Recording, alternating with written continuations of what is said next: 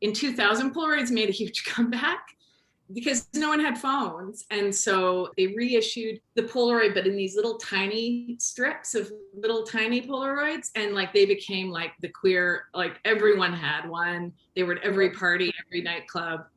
And so I was like, well, what if I shot big, like real Polaroids? They weren't the square ones, they were like these narrow ones, because people seemed to be so into them. Everyone had them on their fridges. And so it was like, oh, this is a perfect solution to the problem of how could I do this? Like, would I take people's names and then develop the film and get them photographs? And that didn't make sense. And so then it was like this Polaroid idea came up. And to me, it was just perfect because yeah, it was instantaneous. It eliminated issues around consent because they would walk out the door with it. I mean, sometimes I wouldn't even see the photo. Like sometimes they'd walk away before it developed. I mean, often they'd stay because they'd be excited to look at it with me, and we'd look at it and then they'd leave, but it was just perfect. And the aesthetic was awesome. Like for me as a photographer, I loved the aesthetic of the Polaroid. Polaroids are just sexy. I mean, they're just like, you can't take anything with a Polaroid and it doesn't look sexier. I just think it's just so great.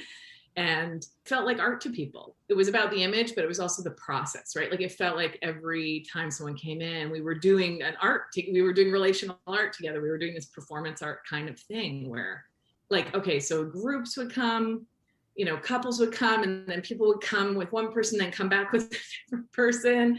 I had trans women come who had never been photographed as women, who were just like, and who spoke about this experience and and sort of wanted to be photographed in very particular ways. So some people would come in really want a very particular experience of seeing themselves represented.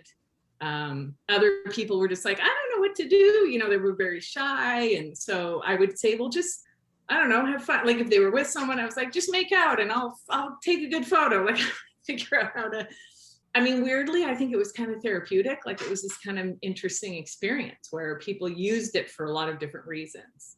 Most people wanted the door closed, but then some people loved the idea of the door being open. If there was a lineup, people would watch each other. It was just fun. And then, like I once had someone, she was like, well, I don't want my picture taken, but I want to take your picture. So that's actually one of the only ones I have a picture of me, because she was like, you should keep it. She didn't want to keep it. The immediacy of it was really wonderful. And it meant that the experience completed itself right in that moment and could be shared both with me, but with others. And people would not have been willing to do it if they couldn't walk away with that image. Like they knew that I wasn't, that I wouldn't be keeping anything of them. So I think that was very important.